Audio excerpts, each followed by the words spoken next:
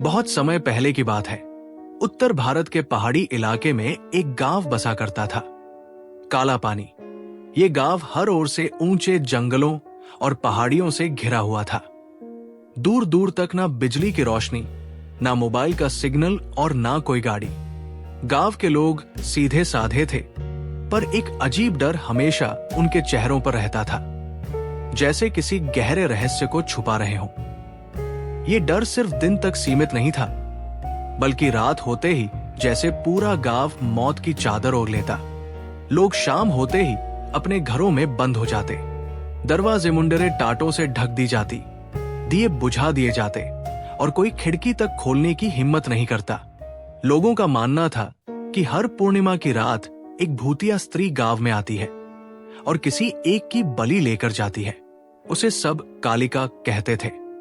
एक सफेद साड़ी में लिपटी, बिखरे बालों और जलते हुए लाल आंखों वाली औरत, जो कभी इंसान हुआ करती थी।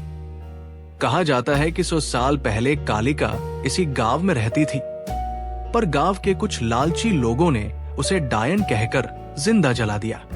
उसकी आत्मा अब हर पूर्णिमा को जागती है और अपने साथ एक निर्दोष जान लेकर जाती है। हर बलि के बाद गांव का मंदिर काले धुएं से भर जाता है और हवाओं में जली हुई देह की बदबू घुल जाती है। ये सब बातें बस किस्सों तक नहीं थी, क्योंकि हर पूर्णिमा के बाद एक इंसान सच में गायब हो जाता था, बिना कोई निशान छोड़े।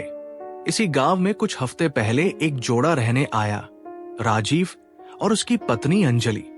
दोनों शहर से आए थे, शांति और प्राकृतिक जीवन की चाह में। गांव वालों ने उन्हें समझाया कि ये जगह उनके लिए नहीं, पर उन्होंने इन सब बातों को बकवास समझा।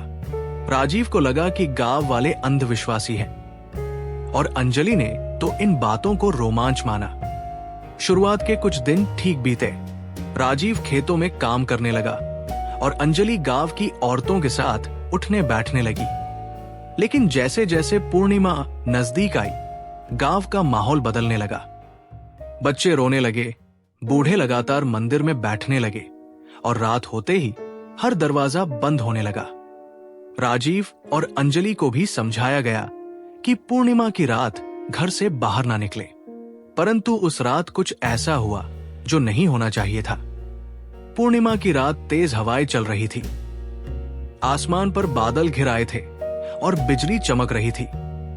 राजीव घर में था और अंजलि ने कहा कि उसे आंगन में कुछ गिरा हुआ लग रहा है। वो बिना कुछ सोचे हाथ में लालटेन लेकर बाहर निकल गई। कुछ ही देर बाद उसे एक धुंधली रोशनी दिखाई दी, उनके घर के पीछे वाली पुरानी हवेली में। गांव में कहा जाता था कि वो हवेली कालिका का ठिकाना है, जहां से उसकी आत्मा जागती है। अंजलि ने डर के बावजूद उस तरफ कदम बढ़ाए। अंजलि की आंखों के सामने पुरानी हवेली का बड़ा दरवाजा खड़ा था। हवा में अजीब सी सड़ांध फैली थी।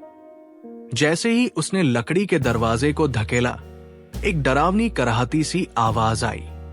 भीतर बिल्कुल सन्नाटा था, बस दूर एक कोने में टिमटिमाती हुई लालटेन की रोशनी झिलमिला रही थी। जैसे जैसे अंजलि आगे बढ़ी, दीवारों पर खून से लिखे शब्द दिखने लगे, यहां हर पूर्णिमा को बलि चाहिए। अंजलि ने अपनी सांसें रोक ली और चारों तरफ देखा। तभी ऊपर की मंजिल से किसी के चलने की आवाज आई, धीरे धीरे, भारी कदमों की। वो पलटी और भागने लगी, लेकिन दरवाजा अपने आप जोर से बंद हो गया। उसकी चीख भी बाहर नहीं गई। वो पीछे मुड़ी तो देखा, सीढ़ियों के ऊपर एक औरत खड़ी थी। सफेद साड़ी, बिखरे बाल, जलती लाल आंखें। वही कालिका। अंजलि कांपने लगी। कालिका की आवाज गूंज उठी, तुम मेरी अगली बलि बनोगी। अंजलि ने दीवार से टिककर आंखें बंद कर ली। तभी हवेली की हर दीवार से एक साथ सिसकियों की आवाजें आने लगी, जैसे कई आत्माएं एक साथ रो रही हों। तभी ऊपर से एक लकड़ी का टुकड़ा गिरा और अंजलि के पास आकर रुका। उसने देखा उस पर खून से लिखा था, भाग जा या यहीं मर जाएगी। पर दरवाजा बंद था। दूसरी ओर राजीव बाहर खड़ा सब महसूस कर रहा था। उसने गांव के बुजुर्गों से मदद मांगी, वो सब मशाल लेकर हवेली की ओर बढ़े। अंदर हवेली में हवा का दबाव इतना था कि कोई सीधा खड़ा नहीं हो पा रहा था। दीवारें जैसे कांप रही थी। अंजलि घबराकर एक कोने में दुबकी हुई थी। तभी उसे अपने पैरों के पास कुछ रेंगता महसूस हुआ। उसने देखा एक हड्डियों का ढांचा धीरे धीरे उसकी ओर खिसक रहा था। वो जोर से चिल्लाई, राजीव, कोई है? लेकिन कोई आवाज बाहर तक न पहुंची। तभी कालिका की आत्मा फर्श से उठी और हवा में तैरने लगी। उसने कहा, तुम सब मेरे कर्ज हो। अंजलि की सांसें रुकने लगी। उसकी आंखों के आगे अंधेरा छाने लगा। जब अंजलि को होश आया तो वो हवेली के सबसे गहरे तहखाने में थी। चारों तरफ घना अंधेरा, सीलन की बदबू और एक अजीब सी सरसराहट गूंज रही थी। सामने दीवार पर एक पुरानी जंजीर से कोई बंधा हुआ था। धीरे धीरे उसकी आंखें खुली। वो एक लड़की थी जिसके चेहरे पर चोटों के निशान थे और आंखों से आंसू बह रहे थे। अंजलि ने डरते हुए पूछा, तुम कौन हो? लड़की ने कांपती आवाज में जवाब दिया, मैं भी किसी जमाने में यहां पढ़ने आई थी, पर अब मैं कभी नहीं जा पाई। अंजलि समझ गई कि ये वही आत्मा थी जो हर साल किसी नई लड़की को बंदी बनाती थी, कालिका। तभी जंजीरों की झंझाहट के साथ लड़की की आंखें लाल हो गई और उसके बाल हवा में उड़ने लगे। वो चिल्लाई, तू भी यही सड़ेगी मेरी तरह। अंजलि चीख पड़ी, लेकिन आवाज तहखाने से बाहर नहीं गई। दीवारों से खून टपकने लगा और फर्श पर अजीब से चिन्ह उभरने लगे।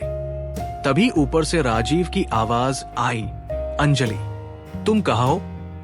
राजीव मंदिर से पवित्र जल और रक्षा सूत्र लेकर तहखाने में उतर रहा था। गांव के एक बुजुर्ग बाबा ने उसे बताया था कि सिर्फ सत्य और क्षमा ही उस आत्मा को मुक्त कर सकते हैं। राजीव ने जैसे ही मंत्र पढ़ने शुरू किए, हवेली कांपने लगी। अंजलि की आंखों के सामने एक तीव्र प्रकाश फैला और आत्मा जोर से चिल्लाई, मुझे इंसाफ चाहिए था, बदला नहीं। आखिरी बार चीखने के बाद आत्मा हवा में पिघल गई। चारों तरफ शांति छा गई। अगली सुबह गांव में सूरज वर्षों बाद चमका। हवेली में अब कोई डर नहीं था। उसे मंदिर में बदल दिया गया।